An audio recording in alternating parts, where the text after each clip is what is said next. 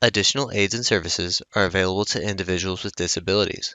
To make such a request, please contact us by email, by clicking the Help tab in the PD portal, or at pdportal@tamu.edu, by phone, including Relay Texas at 1-800-441-7323, or in writing to Train PD, PD Portal Support, 4477 TAMU, College Station, Texas 77843.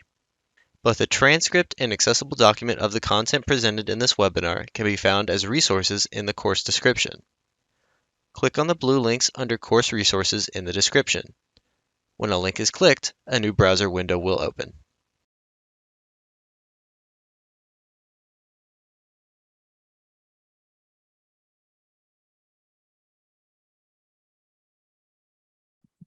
I would like to introduce Ms. Wendy Velez Torres.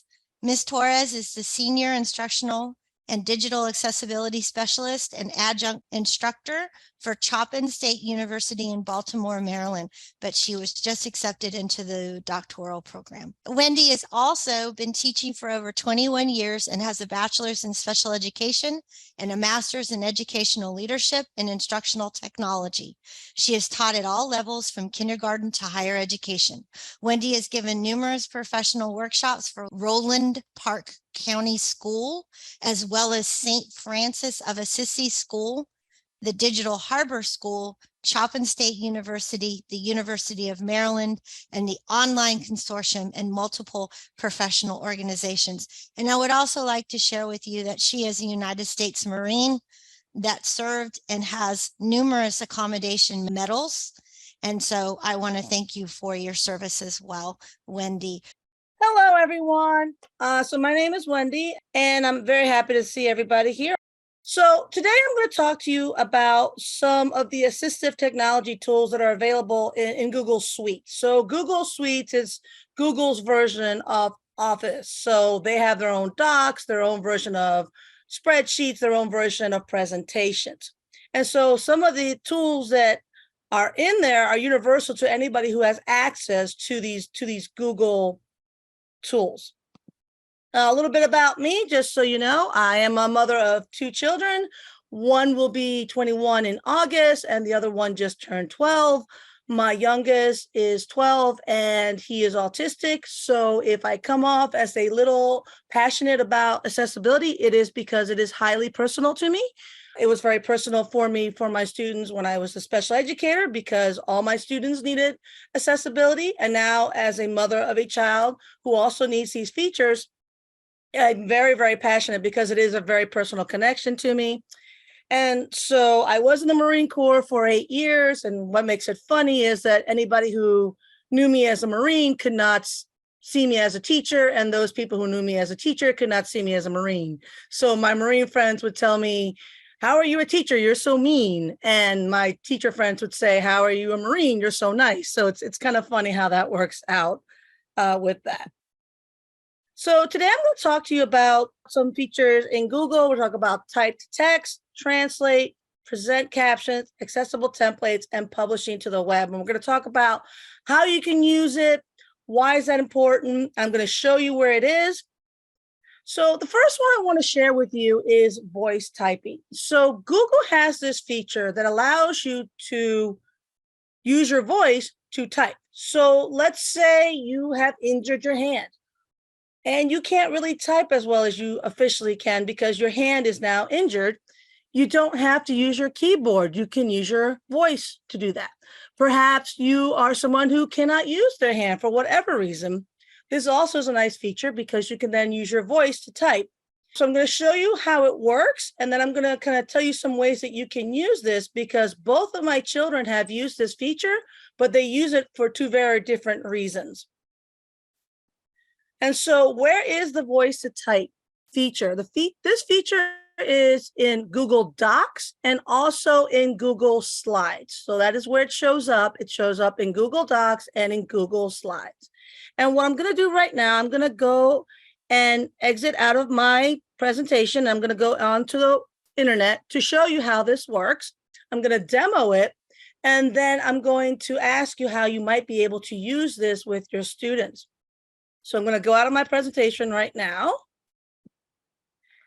Right now on my screen, I have a blank Google Doc, just a boring, plain old Google Doc. And what I'm going to do right now is I'm going to type with just my voice. I'm not going to do anything special to my microphone. I am just going to use my voice to speak. And to do this, this is in Google Docs under the under the Tools menu. And it shows up under the menu where it says voice typing. If I select that, it will ask me, it might ask me to enable my microphone. In this case, I've already enabled my microphone, but it might come up with a pop-up that says that. And then it's going to ask me to click on that microphone so that I can begin speaking. So I can tap it with my finger. I can use my keyboard if I need to access it. If I want a tablet, I can do this as well.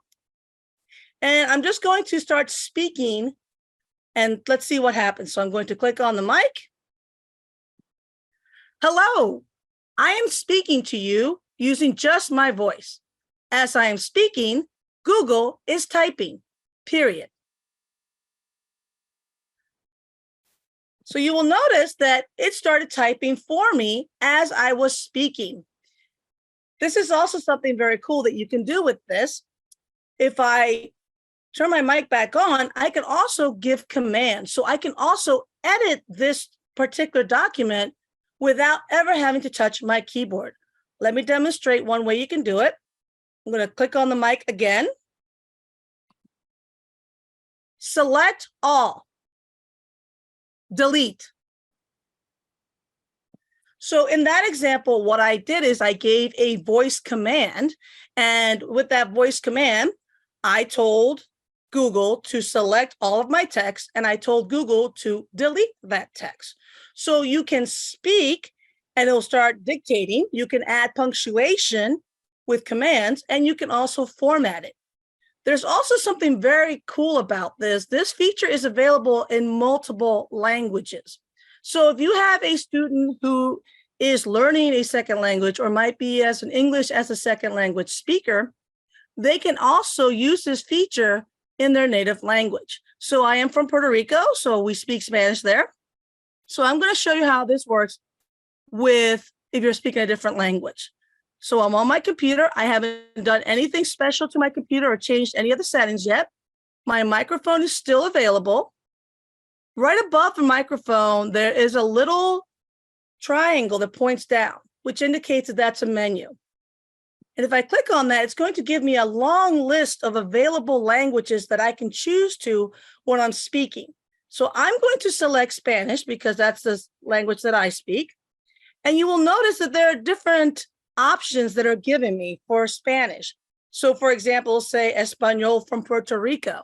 And the reason for that is because when we are in different countries, different dialects or different words might have different meanings. So for example, if we are in England, they are all speaking English, but it's different than the English that we speak in the United States. Certain words may have different meanings.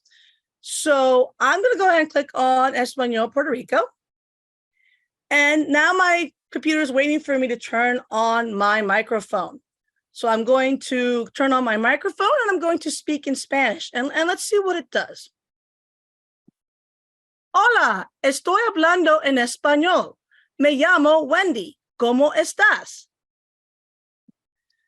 So I can speak in different languages in this, and I don't need to use my keyboard at all.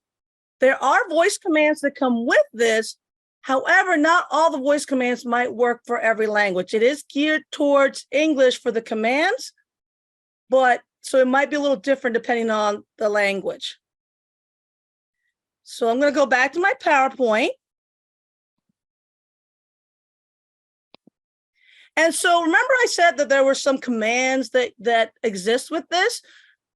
If you're not sure what those commands are, I have provided a QR code in here that gets you to a page that gives you to a cheat sheet of all these particular commands. What can you do? What can you tell Google to do for this? So let me show you what that looks like. I came out of my presentation again. And so This is the list, so you can say all kinds of things. So for my example, I said select all, and I said delete. So there are different commands that you can do with this. I will put out the caveat that this is artificial intelligence, so it might take a few minutes for it to recognize your voice. So the first time I tried this, I said select all. Google actually typed select all into my document. So I had to do it a couple times for Google to recognize my speech, and then it actually started getting the command. So I will put out that caveat in terms of how this is with speaking. But this is a very useful tool for anyone who may be English as a second language speaker, or it could be useful for someone who might have problems with developing their thoughts. So, for example, I have two children. One is disabled, one is not. My daughter is not disabled, but when she likes to write, sometimes she struggles with writer's block. She struggles with creating that transition sentence in a paragraph. And so what she does is she uses that option to speech to text, where she'll just start speaking her idea. She turns on her microphone and she just starts kind of talking. She's not editing or making any corrections. She's just trying to get her ideas out. And then what she does after that is she goes back to the ideas and then she starts tweaking that. She uses that as a way to try to remember and kind of build up that paragraph to kind of get her ideas down. So that's how she uses it. My son, on the other hand, uses it for a far different reason. He is autistic, but he also has some serious dysgraphia that's going on. So what that means is that when he writes, his handwriting is very difficult to read. It looks almost as a child who is learning how to write, or if somebody has acquired a hand injury and is relearning that skill of writing. And so writing for him, the physical act of writing, is very daunting. It's very frustrating for him. If you ask him to write a paragraph, he's going to focus so much on trying to formulate those letters, he has lost the thought. And so by the time he gets to the paragraph, he is spent, he's exhausted, and he doesn't want to do anymore. You're not going to get his best feedback or his best work. You give him speech to text, he turns on that microphone, the kid is giving me novels. And so this is what they use at school for him. He has Chromebook, he turns on speech to text, and now he's telling them everything that he knows about a particular subject. He's speaking, and then they help him with grammar. After he speaks, they say, okay, Xavier, let's put a period in there. Let's make this a paragraph. But now he can focus on that grammar instead of trying to focus on that skill set of, oh my goodness, I have to get this information, and I've already lost it by the time it's gotten to the paper. What ways do you think this might help students for efficiency or productivity? How do you think this might be helpful for students for their writing skills? Cynthia said to make a rough draft on the GD writing response. That's a great way to use this. Amy said if a student struggles with English, this would provide a good way for the student to communicate between the two languages. That's a great way to use this. Many of my English as a second language students have used that feature. Cynthia said, I love the idea of getting students who are reluctant to get started with their ideas down on paper and pass that writer's block. That's exactly how my daughter uses it. Donna says, I used to use on my phone for text, but now that one's who needs to get their thoughts written down quickly. Yep. This is fabulous for note taking. I will say the microphone is actually pretty sensitive. And so if a student is in class, if they have their computer, they could turn on the mic and it will start receiving who is speaking in the room. If somebody is speaking loudly and clearly, it will grab what that person is speaking. Now, if it's a crowded room with a bunch of people, that might not pick up everyone's, but it will pick up someone's information. So I do have students who do that as well, who will sit up closer to me in the front of class, and they will actually turn that on so that it's typing as I am speaking. The slower you speak and the more clear you are, the more accurate the transcription will be. And this is also useful in case you want to create like a transcript for your students. For me, when we went remote, we did a lot of recording of our quote unquote lectures of our materials. And we had a program that actually transcribed what we were saying for the students. But I also had a student who just preferred having a physical transcript. She wanted a Word document with the transcripts. She didn't identify as having a disability. It was just something that helped her learn. So what I did was In my office, I would just go through my lecture like I normally would. I just turned on that mic icon and I would just speak like I normally would. And then I would just make corrections if there are any errors in there and then just post that. My student preferred that because that particular student liked printing it out and looking at it. That just helped her learn. Okay, so now that we're talking about English as second language speakers, subject that is near and dear to my heart as an English as a second language speaker, Google has the ability to translate documents into multiple languages.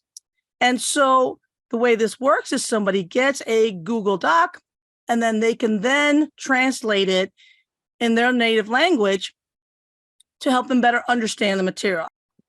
And so right now on your screen is a document. So there's some words in there that I've typed and it's in English. So let's say I have sent this to my student and that student is an English as a second language speaker.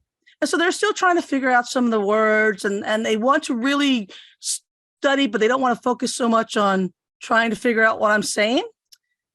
Again, if they go into tools, they can go to where it says translate the document. When they do that, it will ask them, okay, you want us to translate this document. What language would you like the document to be translated into? So there's a menu option that shows up. I can go ahead and find what I want it to be translated to. So let me see if I can find Spanish. So I'm going to go ahead and click on Spanish, and then it's going to light up with a blue button that says translate. I'm going to say, yes, I want to translate this. Then what it's going to do, it's actually going to translate this document using artificial intelligence. And then it will also create a copy of this document in that person's Google Drive. So they will have an also copy of this translation. And I picked this deliberately because you'll notice the first three words, dare to engage, they did not translate, which is kind of funny that that happened. But I wanted to show you that because it is artificial intelligence. It sometimes does make mistakes, but you can correct that. But still, somebody would be able to at least understand the gist of what I'm saying here. And the reason for that is because that word dare and to engage, they mean different. There are different words in Spanish that mean that. So in Puerto Rico, there are different words that mean that are separate in Spain. But a student could then at least get this and get the gist of what it is saying. What I like about this is it makes a copy of it into the student's Google Drive. So now the student has your original copy, they have the original work that you've given them, and they have the translated work. And the way that works is now the student can look at it in their native language, but then they can also go back to the original language, the original document that you sent, and compare and contrast. So if they are learning that language, they can see where the words match. It also helps with learning the language as well. So to do that again, it's in any Google Doc. It goes under the Tools option, and you simply click on Translate. So what do you think about this feature?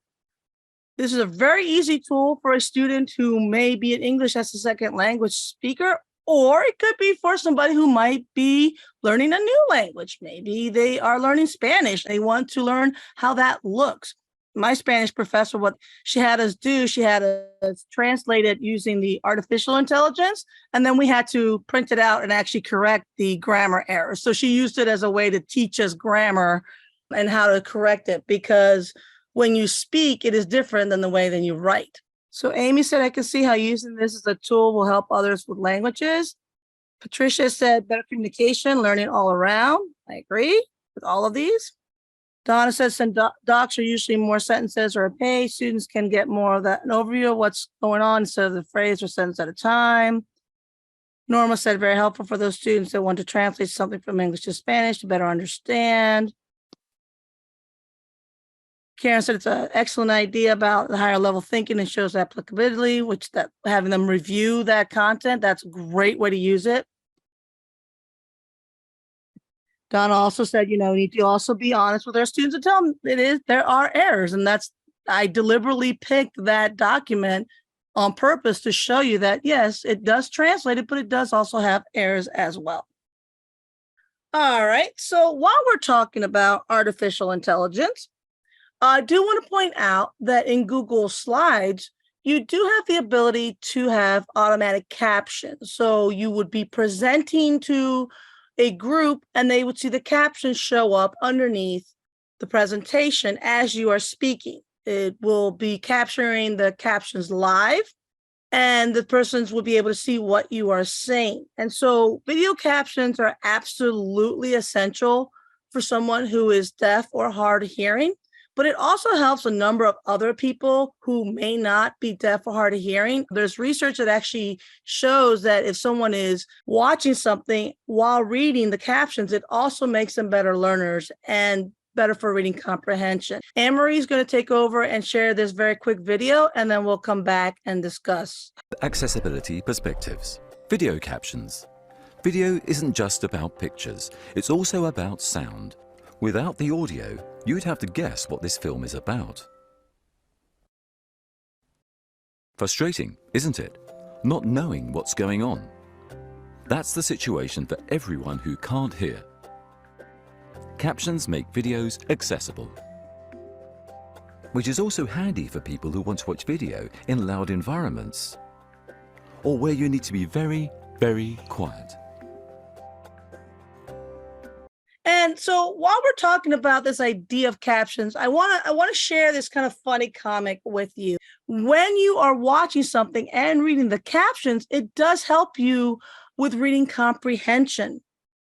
And so there was a recent study that came out in about 2019 that did a study of who was using captions. And they were surprised to find out that a good portion of people that were using captions were not actually people who were deaf or hard of hearing. There were people who were watching their shows with captions for various reasons. And the survey found that out of those people that were watching it with captions, they said it helped them maintain their focus. It also showed that their test scores increased by 3%. And that test scores also increased when they had interactive transcripts. So if they had a transcript where they could follow along as well, that also helped. And so that was very interesting because it showed that people were using captions even if they weren't deaf or hard of hearing. My daughter will not watch things on any streaming platform without the captions on. Now, she has gotten so used to having the captions on. She likes having the captions. She states that it helps her to see everything that's going on in that particular scene so she doesn't miss anything. She says it's very helpful if somebody has an accent so she knows what they are saying.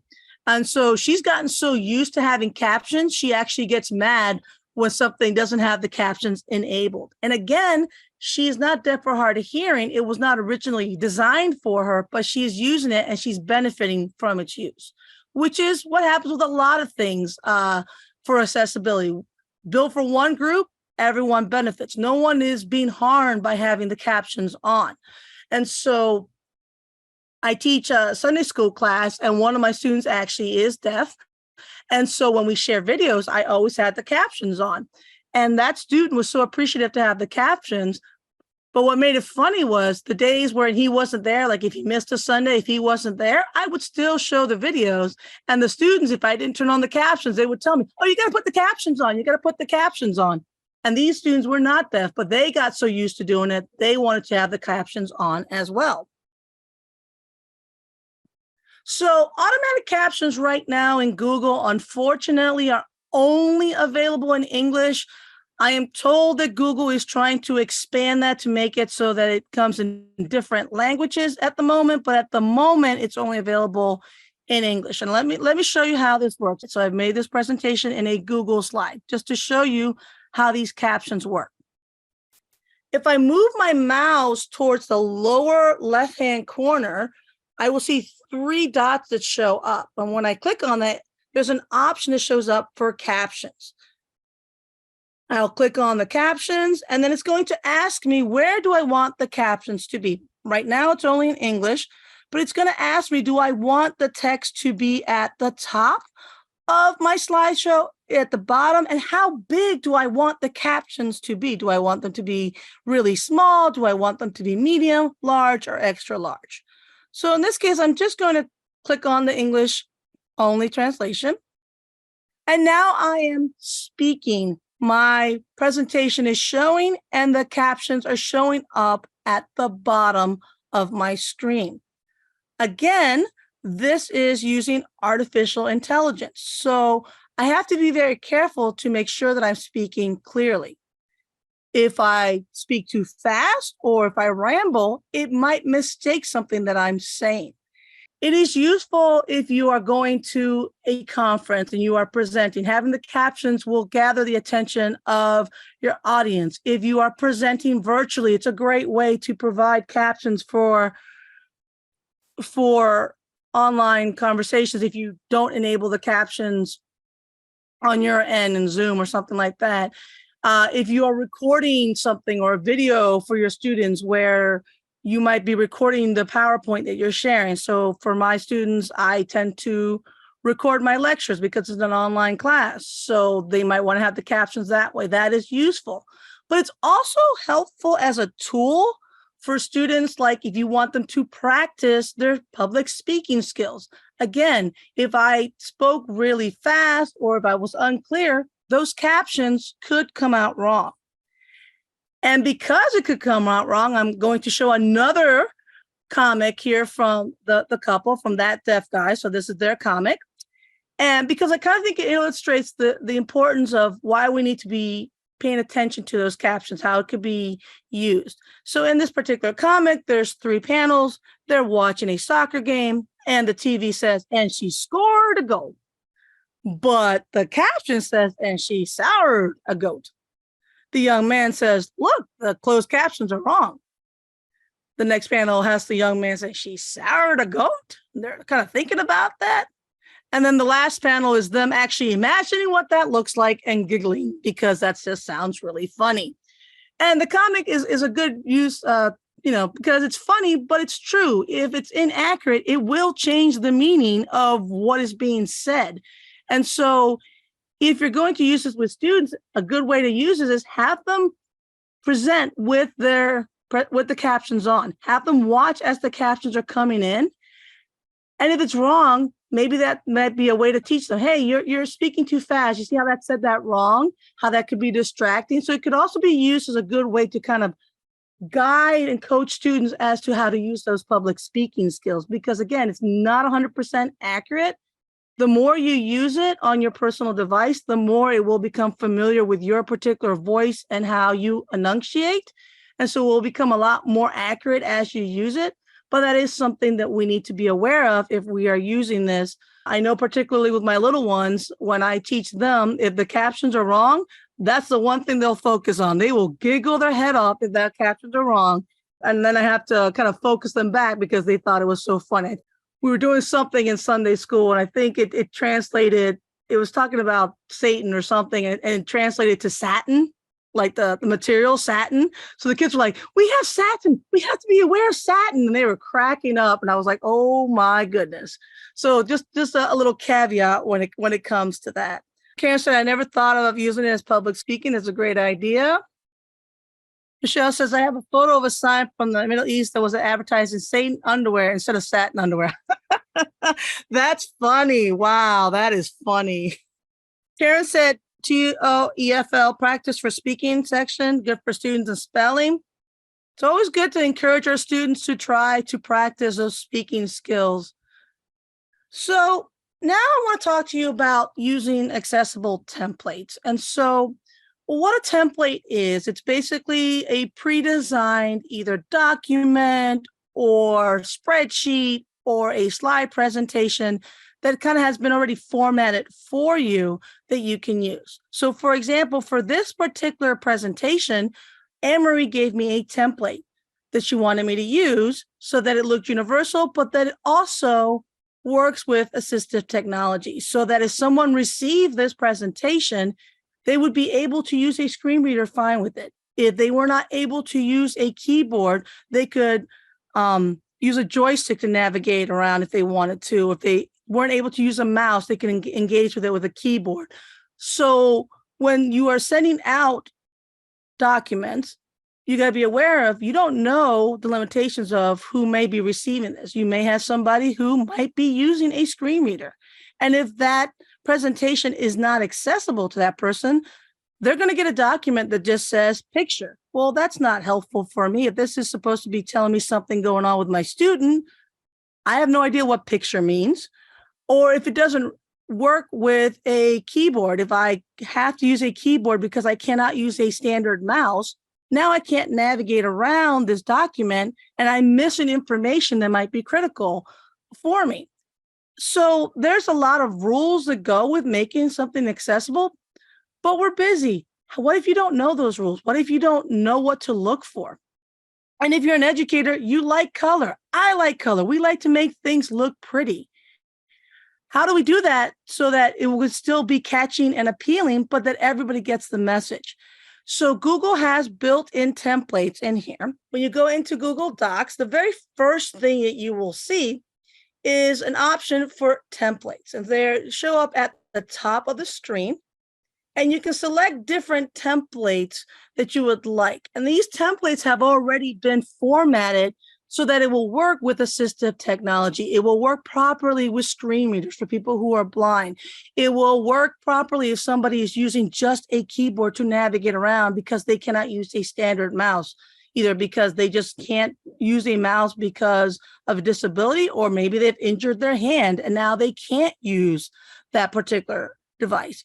It also has the correct color format. So if someone has color blindness, they will still be able to see the information that's coming to them without having the problem differentiating. So it's already created for you. So if you click on the particular template, all you have to do is kind of keep the format and then add what you want. So it's available in docs. It's available in slides. And so if I go in slides, I can see, ooh, color. I like color. I'm a teacher. We like color.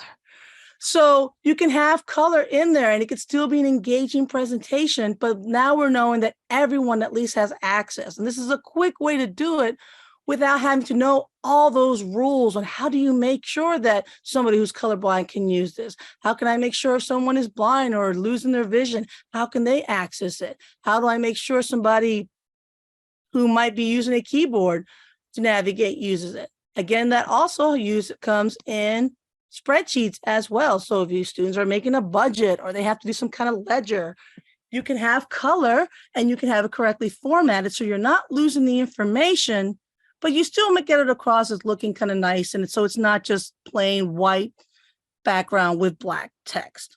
So if you are familiar with Google, you are familiar with the idea that you could make something in Google Docs or Google Slides or Google Sheets, and then you could share it with an audience. They get the link and then they can access this particular item that you're sharing. What I want to share with you is when you share that document or that sheet or that slides, instead of choosing the option where you share it globally with everyone, maybe consider publishing it to the web instead. And the difference is if you publish it to the web, everybody will get a link. It will be a link that people will get to access this particular item. However, it will convert it over into an actual web page. So if somebody is receiving that link, they can click on it on their device, on their personal device, maybe it's a cell phone, and then they can use their finger to scroll up and down as if they were navigating a web page. So the reason this is beneficial is if it's a document that students do not need to edit. They do not need to have the original Word document. They don't need to have the original PowerPoint. They're not editing or adding anything to it. It converts it over into an actual web page, makes it easier for people to actually navigate. So if somebody has a phone, they don't have to worry about downloading a particular item on it. It uses it as a web page, so it doesn't take up space on their device. If someone is using a screen reader, it's much easier to navigate because then it's a web page. It's easier to navigate the different sections instead of a whole software part. They don't need any special permissions. If you present a lot and you're worried about somebody stealing your work and grabbing that presentation that you may have done, and now they're putting their name on it and claiming credit, this is a great way to share your work without worrying about somebody having to try to erase it or grab your stuff because it's just a web page. They can't edit it. They can't make any changes. They can't download it and make their own version of it. It's just a website, but it makes it so much easier to navigate depending on the device.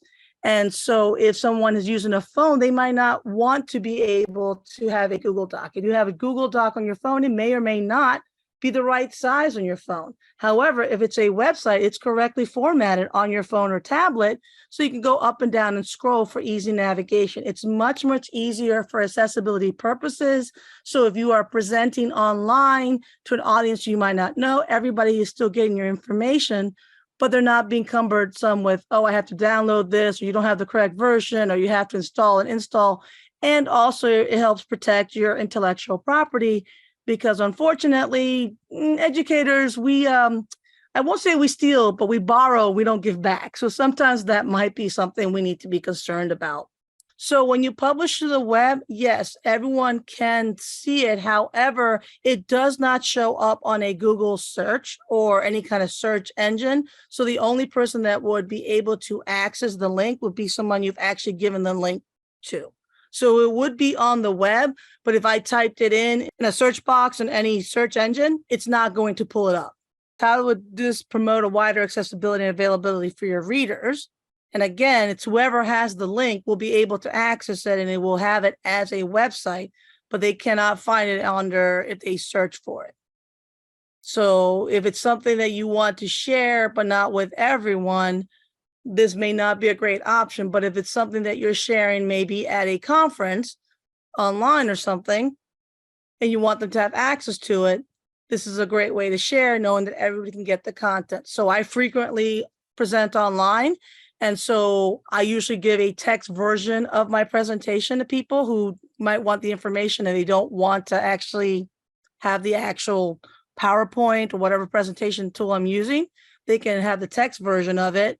It comes up as a website. And then if they wanted to, they can print it out, and it will print out cleanly for them, but they have to print it out, not you. And so that's all things I've talked about: translate, text to voice, you present with captions, the use of those templates that you can use, and that idea of publishing to the web. We hope you enjoyed this pre-recorded webinar.